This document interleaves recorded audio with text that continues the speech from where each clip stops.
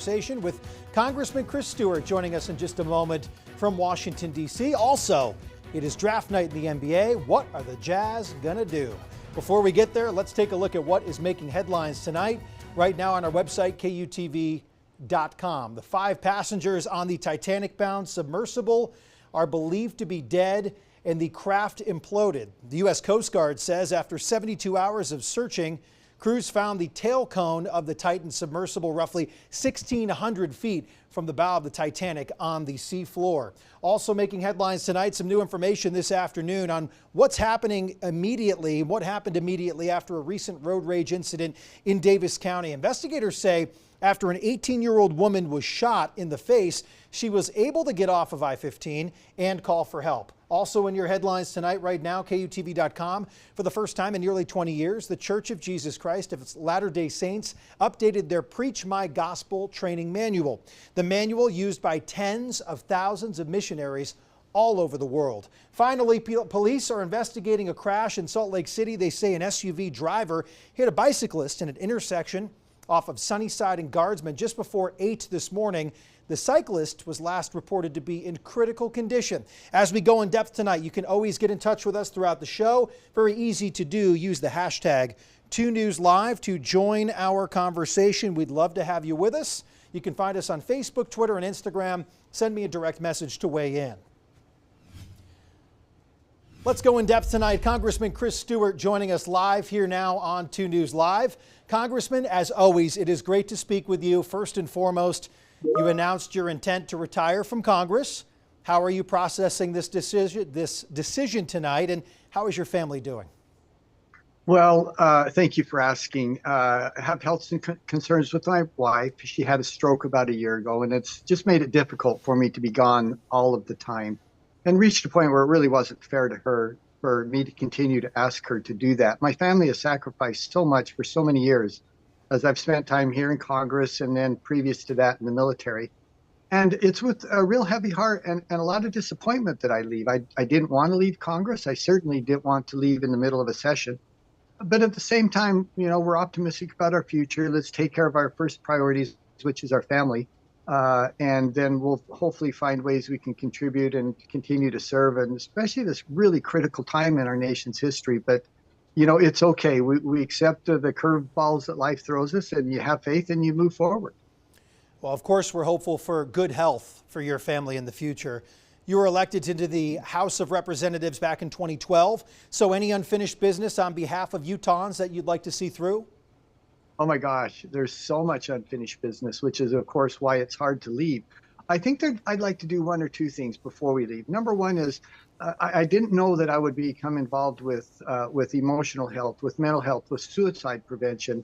Of course, being the person who wrote the legislation on the federal side to create the National Suicide Prevention Hotline number, the 988 number. But there's more work to do there. The thing that I would like to do is legislation that would preclude children younger than 16 from being able to sign up and have social media accounts. The correlation between social media engagement and depression and anxiety and suicide among our young people is just indisputable. And we're going to have so many happier children, happier young people, if we can curtail their involvement with social media for a few years later than they are right now. Again, it's a bit of a challenge, but it's bipartisan. We have support from Democrats, even from the White House. I would love to complete that work before I leave Congress. Of course, when you do leave, we're trying to find a good fit to represent the district with an upcoming election. You've endorsed Celeste Malloy, who serves as Chief Legal Counsel for your office.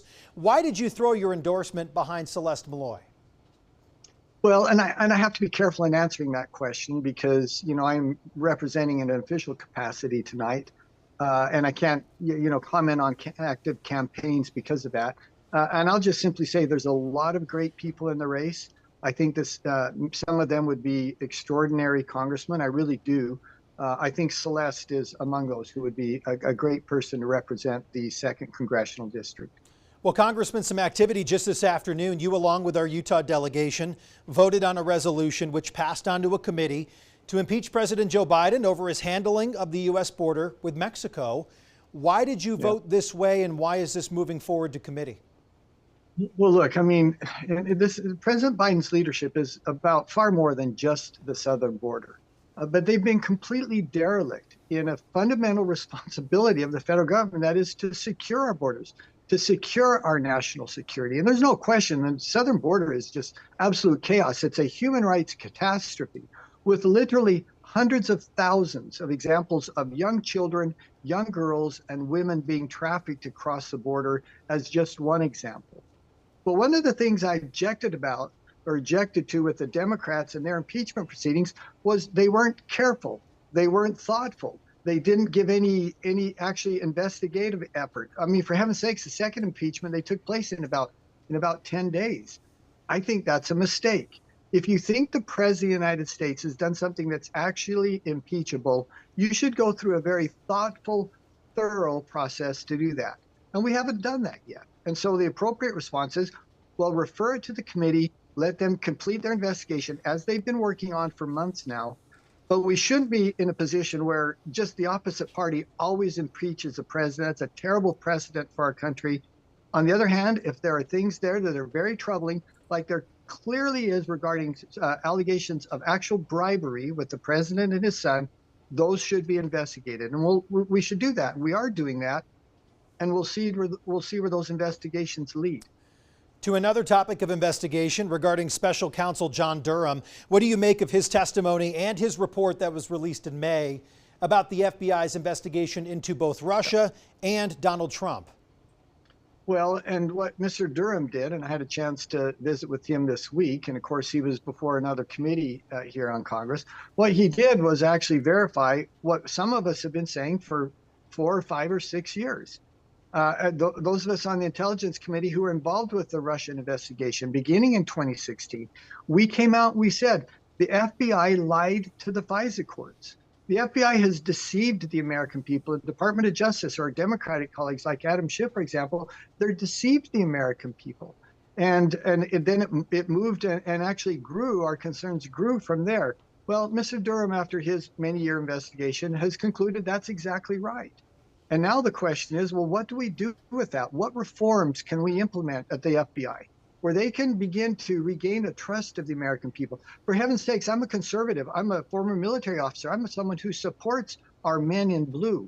But I represent a lot of Americans who look at the FBI leadership now. And I want to be careful because the rank and file FBI agents, complete trust in them. Every one of them are trying to do a great job, I think. But their leadership has betrayed them over the last few years, and many of them feel that way. And we need to look, as Mr. Durham clearly indicated, we need to look at some of the practices, some of the culture within the FBI that comes from their very senior leadership, and just simply demand they do better. You should not politicize an agency as powerful as the FBI is.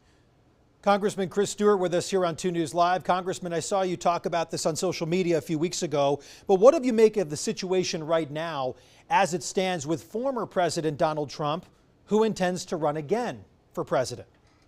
Yeah. Well, again, the precedent that is set here, where we've got a sitting president who is indicted and is seeking actually to jail and to punish his political rival, it should deeply trouble people. Now, everyone says, well, the former president shouldn't be above the law. I agree with that. But he shouldn't be below the law either. And here's something that just is factually true. Every president since Reagan has had classified documents in their possession, including the current president, President Biden, as we know. And I just think we should be very consistent in how we apply the law. And if President Trump finds himself under indictment for this, I don't know how you can say that's appropriate. And then on the other hand, say, but we're not going to do the same thing for our sitting president. Once again, I just think it's a dangerous precedent to say and to open this up to the political maneuvering that could come from a president pushing the indictment of a former president for something like this. Well, Hunter Biden will plead guilty to 2 tax misdemeanors and intends to strike a deal for a felony gun charge. Thoughts on this and how it will impact the upcoming presidential race? Once again, I mean, I just hate to say this, but once again, it falls into this view that so many people have that there's a two-tiered system, that if you're on Team A, that you're going to be treated lightly. Hillary Clinton wasn't indicted for her classified information she kept on a server. That Hunter Biden is treated differently for a weapons charge, and literally thousands of African American young men are in jail right now for gun charges very similar to what Hunter Biden got, essentially no punishment at all. And it makes people feel like, well, if you're one of the elites, if you're from a powerful family, you're treated differently than the rest of us would be. One other thing on that, and that is there's continued investigation. Hunter Biden and the Biden family has clearly got to answer some questions. And for example, if there's nothing at all to these charges, that they actually accepted $10 million in money from foreign entities, then they could clear that up very easily. They could release the FBI forms, demand that the FBI 1023s are released. That would answer that question. But instead, they're holding them back. They're protecting themselves, and it makes people wonder, well, what is actually in that information, and why won't the FBI show the American people? Well, finally, Congressman, you've been at this for a while now, more than a decade. We talked about your unfinished business, but what would you say some of your greatest accomplishments serving Utah's 2nd District are while spending your time in Washington? Well, thank you for the question. I mean, I want to be careful in that. I think we've worked really hard for the people in Utah, and I think that's one of the proudest things that I can say is we worked so hard. I think the work we did on the Intelligence Committee was critical. For example, realizing early that Russia was going to invade Ukraine, we were able to help prepare the battlefield to begin to send them arms and munitions before the invasion actually took place. 988, the national suicide prevention number, is something I'm very, very proud of. It has literally already saved tens of thousands of lives. But mostly it's coming back to, what did we do for our constituents? What did we do for people back home? And I think we have a reputation of working really, really hard for Utah. I think that's probably the thing I'm most proud of.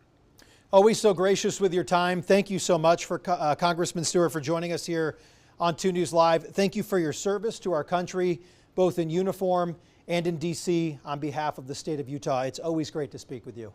Thank you so much. You're very kind. Thank you. Hope to talk to you soon. If you missed any part of it, we will post this entire interview on our YouTube page after the show tonight.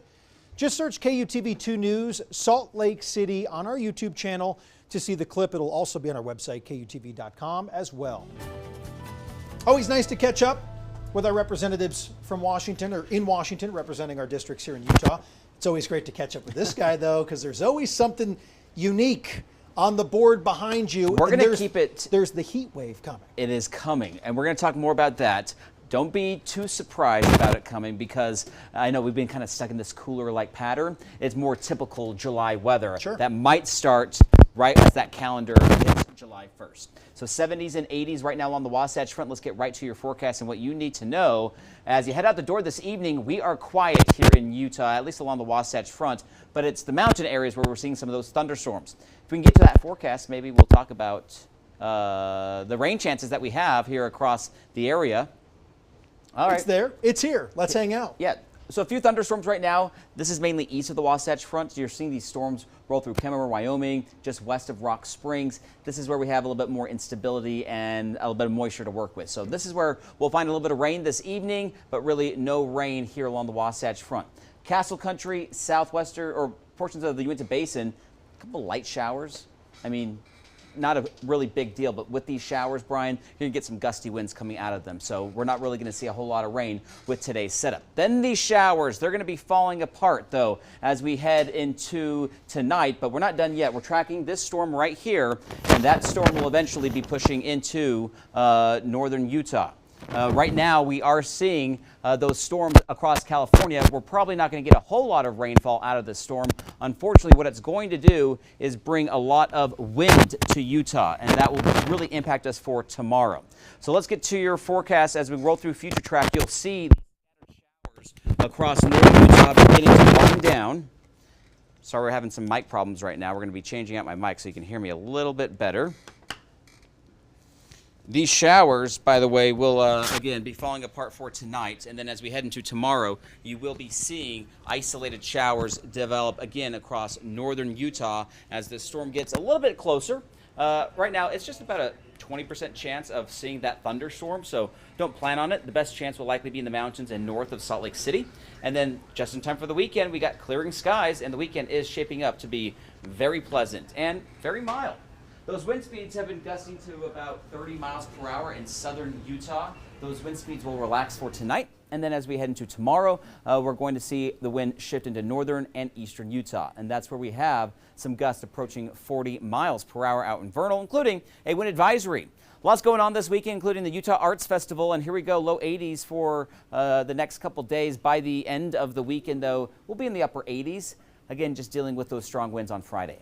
So our next weather maker is actually going to be this big ridge of high pressure coming our way. That's the storm that zips on by. There's another little weak one, though, that's going to kind of fizzle out. It will actually split. It's going to bring some gusty winds to southern Utah. And then take a look. We mentioned that heat wave that might be coming our way by the first day of July. And that high could be centered right over or very close to Utah. So we really haven't seen a prolonged stretch of some heat.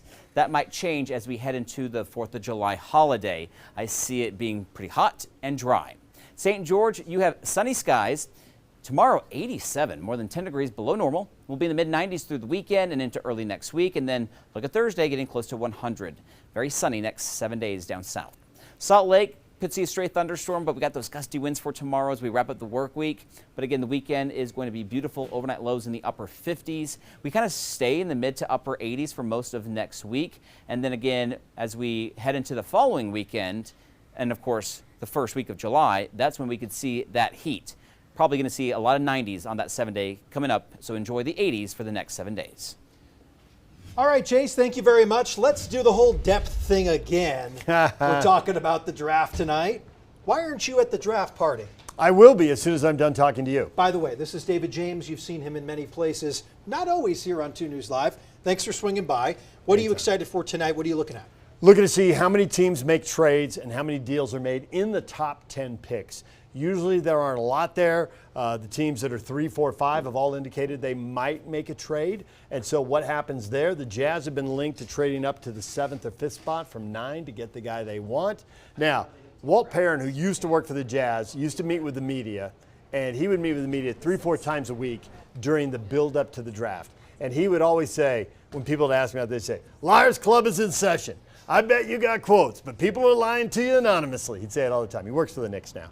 It was always high comedy. So all these things we hear that could happen, it's true they could happen. Some of them, though, newsmakers will lie to the media. Are you kidding me? Will that happen? Yes. Yes, it will.